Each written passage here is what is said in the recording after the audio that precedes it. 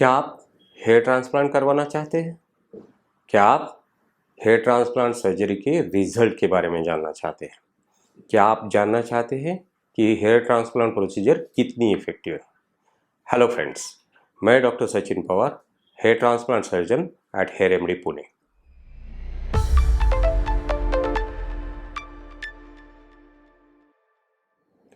अक्सर हमारे व्यूअर्स हमें हेयर ट्रांसप्लांट के रिजल्ट के बारे में जानकारी पूछते हैं। वे हेयर ट्रांसप्लांट के इफेक्टिवनेस के बारे में जानना चाहते हैं। लोगों के हेयर ट्रांसप्लांट के बारे में जो डाउट्स हैं उन्हें दूर करने के लिए आज हम हेयर ट्रांसप्लांट के इफेक्टिवनेस और रिजल्ट के बारे में चर्चा करने वाले हैं। साथ ही में हम हेयर ट्रांसप्लांट के कुछ बिफोर आफ्टर एग्जाम्पल भी देखने वाले हैं। तो आइए सबसे पहले समझते हैं व्हाट इज़ हेयर ट्रांसप्लांट। ये हेयर ट्रांसप्लांट होता क्या है? देखिए, hair transplant is nothing but a hair distribution, बालों का रीडिस्ट्रीब्यूशन। मतलब स्काल्प पे जिस एरिया में बालों का वॉल्यूम कम है या बाढ़ने से उस एरिया में हेयर फॉलिकल को ग्राफ्ट किया जाता है। ये हेयर फॉलिकल हम डोनर एरिया से एक्सट्रैक्ट करते हैं। देखिए, यह कोई रॉकेट साइंस नहीं है। इसे कोई भी पर्सन कुछ दिनों के एक्सपीरियंस के बाद ग्राफ्ट निकाल सकता है और उनको प्लांट कर सकता है। लेकिन इस प्रोसीजर में स्काल्प को नेचुरल लुक आना और बालों की विजिबल डेंसिटी मिलना बहुत ही ज़रूरी होता है। इसलिए हेयर ट्रांसप्लांट सक्सेसफुल है या नहीं, ये बालों की ग्रोथ और अपीयरेंस पर निर्भर करता है। हेयर ट्रांसप्लांट करते वक्त बालों को नेचुरल लुक आने के लिए आपका हेयर लाइन आपके चेहरे के हिसाब से डिज़ाइन करना ज़रूरी होता है। देखिए, हमारे बालों की ग्रोथ अलग अलग डायरेक्शन में होती है, इसलिए ग्राफ्ट्स को बहुत ही केयरफुली सही डायरेक्शन में प्लांट करना पड़ता है। हेयर ट्रांसप्लांट करते वक्त हर एक बाल का एंगल या डायरेक्शन हमेशा नेचुरल रहना चाहिए, नहीं तो गलत डायरेक्शन, गलत एंगल की वजह से बालों की ग्रोथ नेचुरल नहीं दिखाई देती, जिससे आपका हेयर ट्रांसप्लांट अननेचुरल दिखने लगता है। फिर ऐसे हेयर ट्रांसप्लांट का कुछ उपयोग नहीं। कई बार हेयर ट्रांसप्लांट करते समय पेशेंट के हेयर लॉस का टाइप समझना भी बहुत इंपॉर्टेंट होता है। अगर हेयर लॉस के पैटर्न के अनुसार ग्राफ्ट्स को प्लेस नहीं करते हैं तो भी बालों का ग्रोथ अननेचुरल दिखने लगता है। इसलिए हम हमेशा नेचुरल लुकिंग हेयर ट्रांसप्लांट करने की सलाह देते हैं। कई बार हम हेयर वीविंग और हेयर ट्रांसप्लांट में कंफ्यूज हो जाते हैं। हेयर ट्रांसप्लांट और हेयर वीविंग को सेम ही है ऐसा वे समझते हैं, लेकिन दोस्तों ये दोनों अलग अलग और इनमें बहुत फर्क है। हेयर वीविंग एक आर्टिफिशियल या सिंथेटिक हेयर पीस होता है। हेयर ट्रांसप्लांट में आपके बाल उनके रूट के साथ बाल एरिया में प्लांट किए जाते हैं, जिसकी वजह से वो बाल बाकी बालों की तरह ग्रो होते हैं। ज़्यादातर टाइम हेयर वीविंग का पता चलता है और अननेचुरल लुक देता है, लेकिन हेयर ट्रांसप्लांट में ऐसा नहीं होता। हेयर ट्रांसप्लांट अगर सही तरीके से किया जाए तो समझ में भी नहीं आता। हेयर ट्रांसप्लांट आपको नेचुरल लुक और विजिबल डेंसिटी देता है। देखिए, हेयर ट्रांसप्लांट का इफेक्ट कैसे, कब, कितने दिनों में दिखाई देता है, इसका एक अच्छा एग्जाम्पल हम आपको दिखाना चाहते हैं। तो आइए देखते हैं पहला पेशेंट और उनके हेयर ट्रांसप्लांट के बिफोर आफ्टर इमेजेस।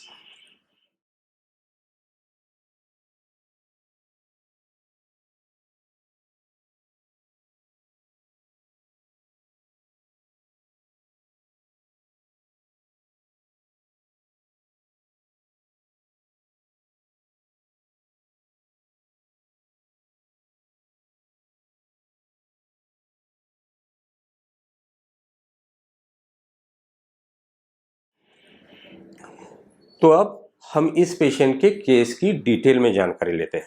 सबसे पहले हम ये पेशेंट का शुक्रिया अदा करना चाहेंगे कि उन्होंने उनके सारे फोटोज़ इस वीडियो के लिए इस्तेमाल करने की परमिशन दी।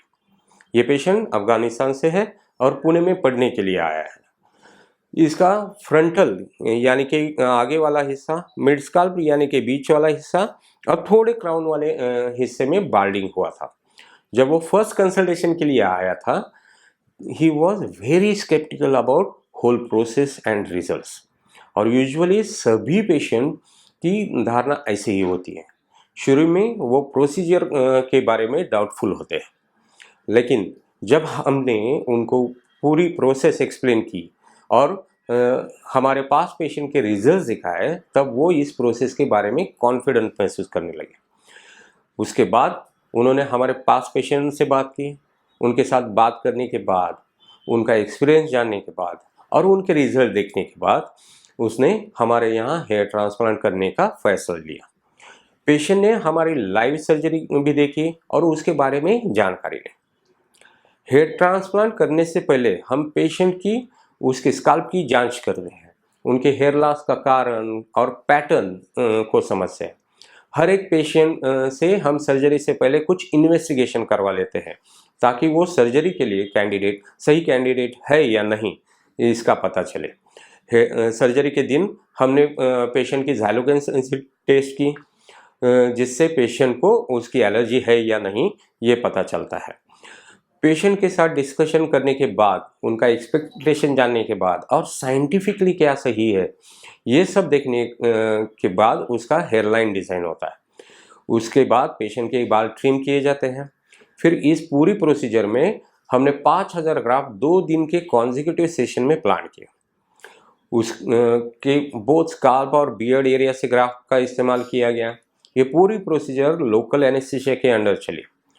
देखिए, हेयर ट्रांसप्लांट में हम प्रीमेड स्लिट्स का इस्तेमाल करते हैं, जिसके कारण हम मैक्सिमम डेंसिटी अचीव कर पाते हैं। प्रीमेड स्लिट्स यानी कि स्काल्प में जहाँ पर ग्राफ्ट डालने वाले हैं उसके होल्स पहले ही बनाए जाते हैं। इस प्रोसीजर के एंड में पेशेंट से ऐसा दिखता है। ये प्रोसीजर पूरी होने के बाद कुछ इंस्ट्रक्शन और मेडिकेशन के साथ पेशेंट घर जाता है। हेयर ट्रांसप्लांट के 5 दिन बाद ग्राफ्टेड एरिया में जो स्कैब्स बनते हैं उन्हें निकालने के लिए हेड वॉश चालू किया जाता है। जब 15 दिन के बाद पेशेंट फॉलोअप के लिए आया तब उसका पूरा स्कैब निकल गया था। देखिए, हेयर ट्रांसप्लांट के 3 हफ्ते बाद यूजुअली शेडिंग प्रोसेस चालू होती है।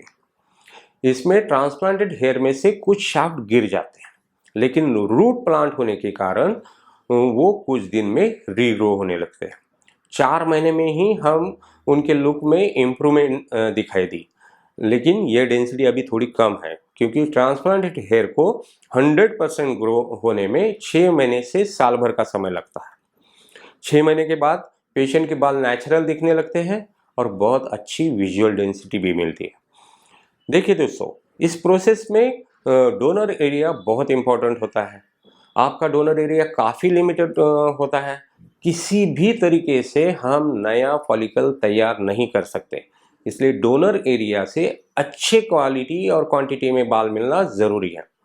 डोनर एरिया में थिनिंग नहीं होनी चाहिए। अगर आपको फ्यूचर में हेयर ट्रांसप्लांट की ज़रूरत पड़ती है तो डोनर एरिया से ग्राफ्ट मिलनी चाहिए। आपने और एक चीज़ नोटिस की होगी कि इस पेशेंट को फ्रंटल और क्राउन एरिया में स्कार है, जो कि हमने हेयर ट्रांसप्लांट प्रोसीजर की मदद से हाइड करने की कोशिश की है। हेयर ट्रांसप्लांट के बाद वो स्कार अब विजिबल नहीं है। ऐसे बहुत सारे पेशेंट हैं जिन्हें हेयर ट्रांसप्लांट सर्जरी से फ़ायदा हुआ है। तो आइए हम इसी तरह के और भी पेशेंट के रिजल्ट देखते हैं।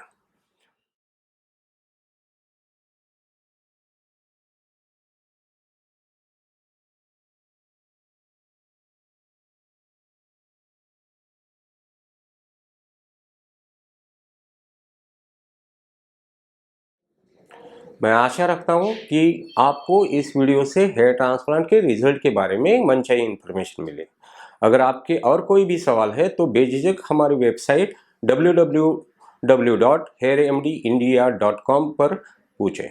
मैं और मेरी टीम आपके सवालों का जवाब देने की जल्द से जल्द कोशिश करेंगे। देखिए, हेयर ट्रांसप्लांट करवाने से पहले सही क्लिनिक चुनना बहुत ही इम्पोर्टेंट है, इसलिए हेयर ट्रांसप्लांट क्लिनिक के रिजल्ट देखना भी बहुत ज़रूरी है।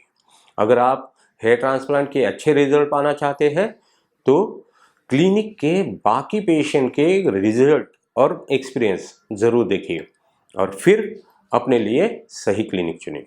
आई wish you all the best for hair transplant surgery. Thank you.